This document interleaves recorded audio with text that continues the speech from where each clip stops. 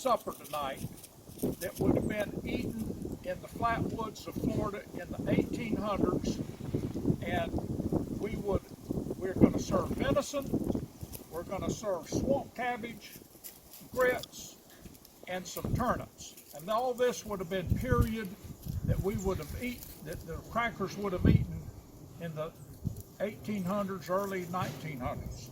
And what we do, we have two cabbage palms. This is the top shoots of a cabbage palm, which is the most prevalent palm tree in the state, grows all throughout all the ranches. And we are cutting the ends of it. We've already cut the fronds off, what we call the boots down here. And we keep unwrapping them. And what we're going to do now is we're going to cut this cabbage, the very ends of it off. And as you see, we're putting it in water. It's much like apples that we put it in water to keep it from turning brown or oxidizing. So what we're going to do is take another boot off here.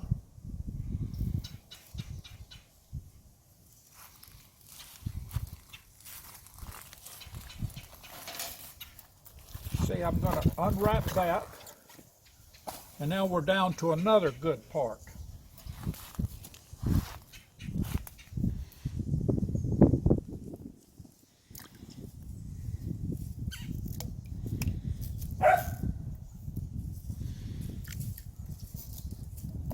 You can actually see the ends, how the shoots, or this would have been a frond in the early stages. This is the very shoot or bud of the palm tree.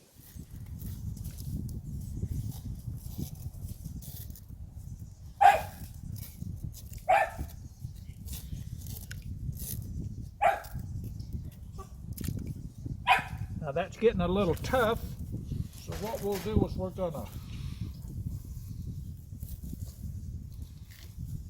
cut another one here. Take the boot off.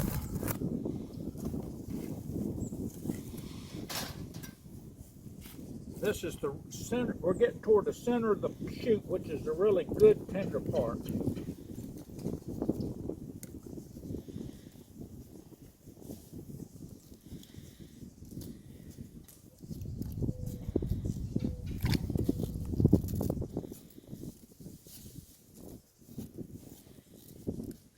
I can feel it starting to get a little tough up there. So what we'll take one more off.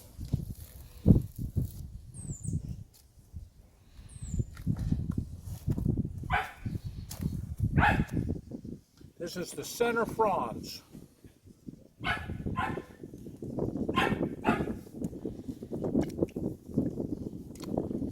This is very tender and mild at this point.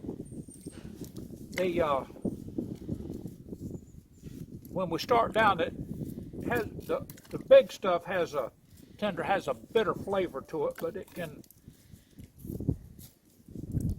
be taken out with milk.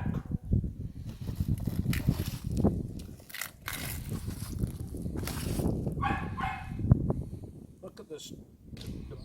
That's the very center stem right here. I like that center.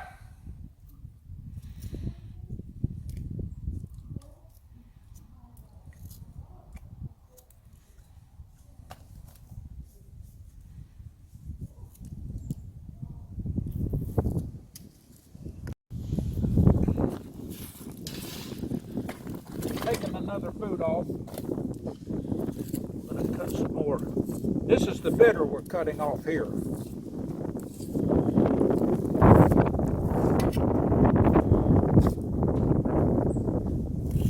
going to test this.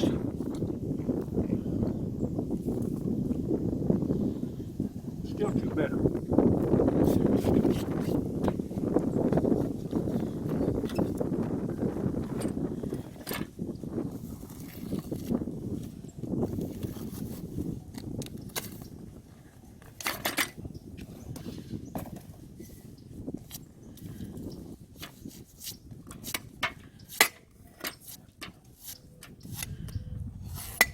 Okay, we're starting to get down to some of this that might be a little close.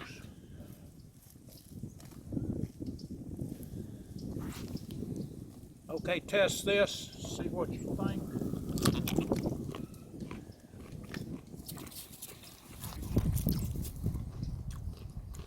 This goes the right way. That's really close.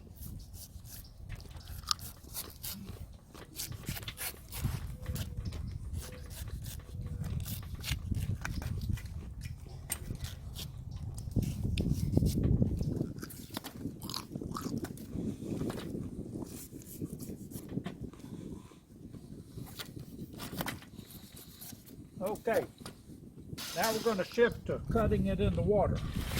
That was the bitter. This should be the good.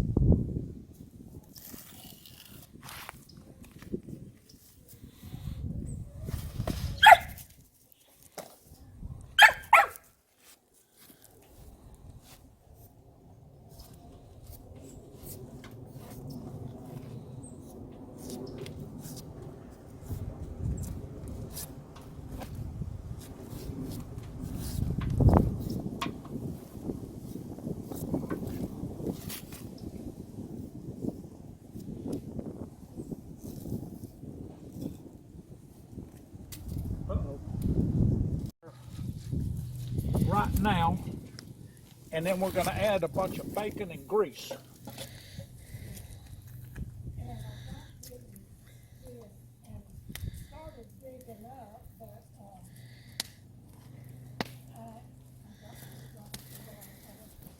Good.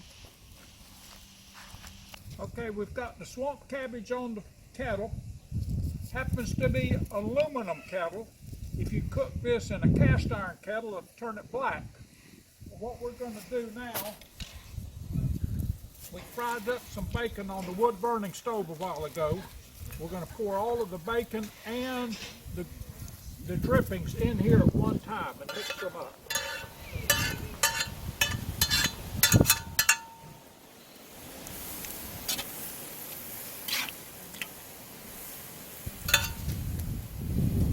And that bacon and grease is going to give it a wonderful flavor.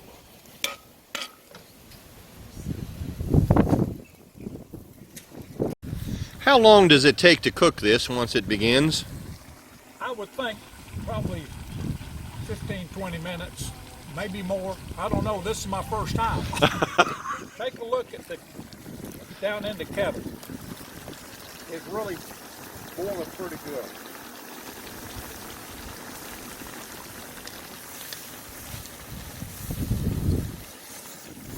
Explain to me how this is kind of rare.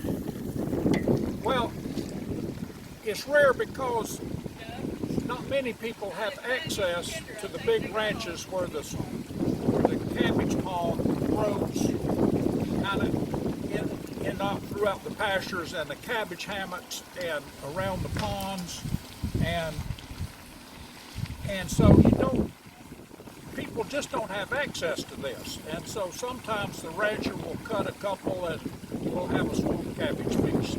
Okay. And then we're going to serve this with venison.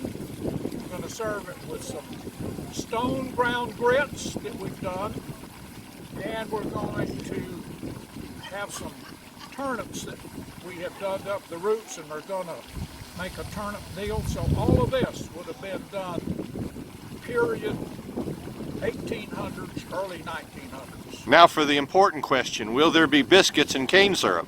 Yes, that in fact will be a big part of this. We're staying period with that.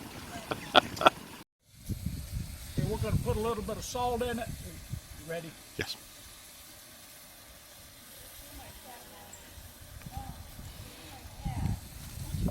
And to cut a little bit of the bitterness out, gonna add a little bit of milk.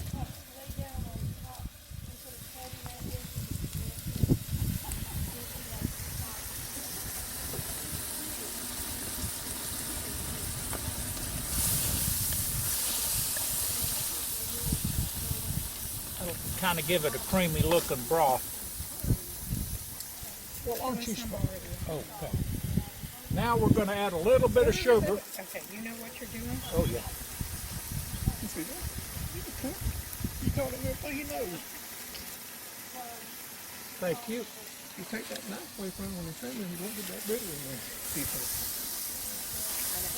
Don't leave with the sugar, or we're going to test it for a minute. Did you get some sauce in it? Yeah. Some milk? Uh-huh.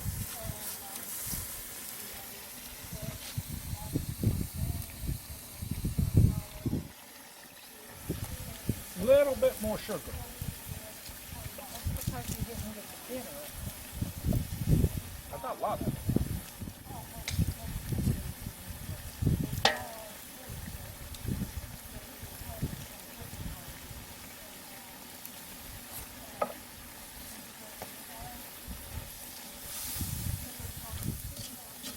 Now that is looking good.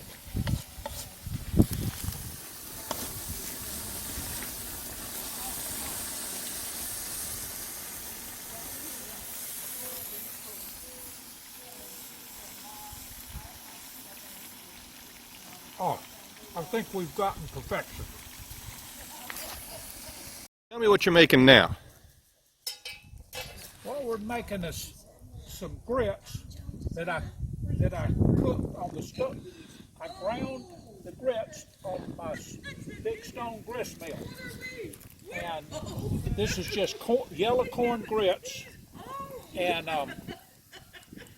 we have 2 cups of grits and 8 cups of water, and we're going to add a stick of butter to it right at the end. Salted it. It's just salt, corn, and some butter toward the end, and we'll pepper it up good. Oh, it is delectable. And so we're cooking this right on the fire, right next to the swamp cabbage we just finished. This is a true cracker meal we're having. What you making, Bonnie? I'm frying venison. It looks really good. Now that's from a cow. Well, the venison looks like it might be over in the other tray. Yeah, that's right. That's that. And just so people that didn't know that, I was just frying some steak. What do you have in this one, This Sandy? is turnips. Okay. They look good. And this is, I have to get the professionals' help.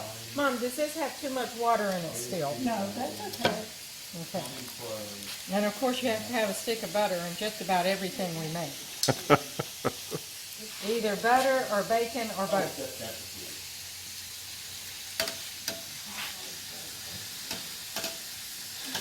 It looks like I missed the biscuit making. You did. I sure enough did. They're already in the oven. Oh yes. Okay, what do we got on the stove? Okay, this is our Florida cracker meal that we have done. We've already seen the swamp cabbage going, and we have venison sausage. We have venison Cube steak, and gravy, and fried venison. and fried venison up here.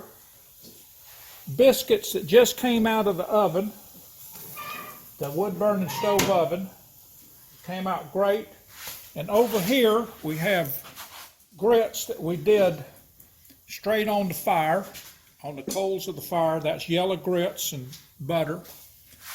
And then, as you noticed before, out on the fire staying warm is the kettle of swamp cabbage palm that we have ground up, mixed bacon into it, and seasoned it with a little sugar and some milk and we are about to have a feast. Thank you.